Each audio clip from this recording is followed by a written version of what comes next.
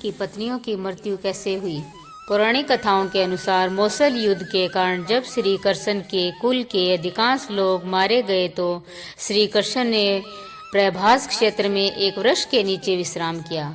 वहीं पर उनको एक भील ने भूलवश तीर मार दिया जो कि उनके पैरों में जाकर लगा। इसी को बहाना बनाकर श्री कृष्ण ने देह को त्याग दिया। इसके बाद बलराम भी जाकर समाधि ले लेते हैं। जब अर्जुन के पास यह समाचार पहुंचता है तो वे द्वारिका पहुंचते हैं। उनके द्वारिका पहुंचने पर भगवान श्री कृष्ण की सभी पत्नियों सहित कई यदुवंशी महिलाएं बिलख बिलख कर रोने लगती है। पति और पुत्रों से हीन हुई इन स्त्रियों के अंतर्नाद को सुनकर अर्जुन भी रोने लगते हैं। उनसे उन स्त्रियों की ओर देखा नहीं जाता है। उनकी आंखों से लगातार अश्रुधारा बहने लगती है। यदुवंश की सभी स्त्रियां अर्जुन को घेर कर इस आस में बैठ जाती है कि अब हमारे बारे में कोई तो निर्णय लेने वाला आया है। पुरुषों में यदि कोई बचा था तो कृष्ण के प्रपौत्र व्रजनाभ और भगवान श्री कृष्ण के पिता वासुदेव। कुछ स्त्रियां गर्भवती थी।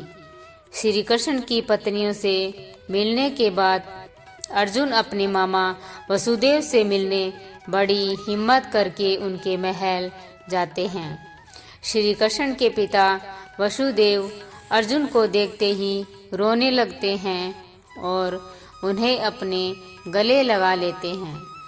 कुछ समय बाद वे अर्जुन को यादवों की आपसी लड़ाई का सारा किस्सा सुनाते हैं और बाद में श्री कृष्ण बलराम के परम धाम चले जाने के बारे में कहते हैं। वसुदेव यह भी कहते हैं कि श्री कृष्ण कह गए थे कि तुम आओगे और तुम ही अब इन स्त्रियों के बारे में निर्णय लोगे। तुम्हारे यहाँ से चले जाने के बाद इस द्वारिका नगरी को समुद्र डुबो देगा। कुछ समय रुक कर वसुदेव कहते हैं कि मेरा भी अंतिम समय आ गया है और तुम ही मेरा अंतिम संस्कार करोगे। अर्जुन वसुदेव की बात सुनकर मन ही मन बहुत दुखी होते हैं। तब वे वृष्णिवंश के सभी मंत्रियों से कहते हैं और वे इस वंश के सभी स्त्री बालक बूढ़ों को यहाँ से इंद्रप्रस्थ ले जाने के लिए इंतजाम करने को कहते हैं। उस दिन अर्जुन रात को द्वारिकाधीश में ही रुकते हैं। सुबह समाचार मिलता है कि वसुदेव ने अपनी देह छोड़ दी है। यह समाचार सुनकर द्वारिका में फिर से महिलाएं रोने बिलखने लगती है। तब अर्जुन अपने मामा वसुदेव के अंतिम संस्कार की तैयारी कर उन्हें नगर से दूर एक स्थान ले जाते हैं। उस समय हजारों की संख्या में द्वारिकावासी भी उनके साथ होते हैं। पीछे पीछे वसुदेव की पत्नियां भी चल रही थी। उनकी 4 पत्नियां थी, देवकी, भद्रा, रोहिणी, मदिरा। जब चिता में आग लगा दी गई तो वे सभी पत्नियां भी उस चिता पर जा बैठी। यह भयानक दृश्य देखकर अर्जुन का दिल फट जाता है। इसके बाद अर्जुन उस स्थान पर गए जहां यदुवंशी आपस में लड़कर मारे गए थे। वहां कई संख्या में वीरों के शव पड़े थे। अर्जुन ने सभी का अंत्येष्टि कर्म किया और 7वें दिन प्रेत विधि कर्म करके अर्जुन सभी द्वारिका वासियों के साथ वहां से निकल पड़े। उनके साथ ऊंट, घोड़े, खच्चर, बैल, रथ आदि पर सवार द्वारिका वासियों के साथ ही भगवान श्री कृष्ण की 8 पत्नियां भी थी। साथ में श्री कृष्ण का प्रपौत्र व्रजनाभ भी था। कहते हैं कि यह लाखों का लश्कर था। अर्जुन के द्वारिका से निकलते ही नगरी समुद्र में डूब जाती है और इस अद्भुत दृश्य को द्वारिकावासी अपनी आंखों से देखकर आश्चर्यचकित हो जाते हैं। उस समय वे सभी बस यही सोचते हैं कि देव की लीला अद्भुत है। यह समुद्र तब तक रुका था जब तक कि हम सभी द्वारिका के बाहर नहीं निकल जाते।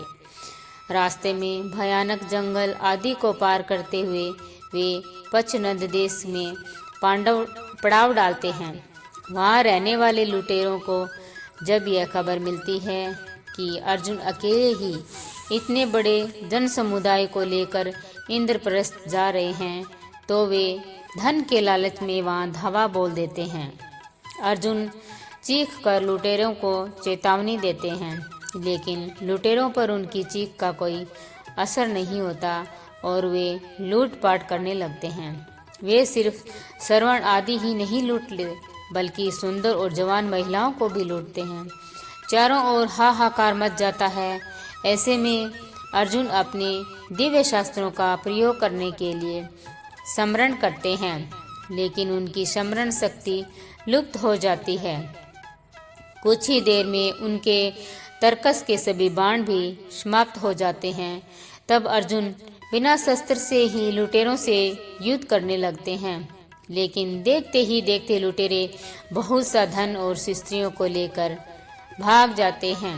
खुद को असहाय पाकर अर्जुन को बहुत दुख होता है।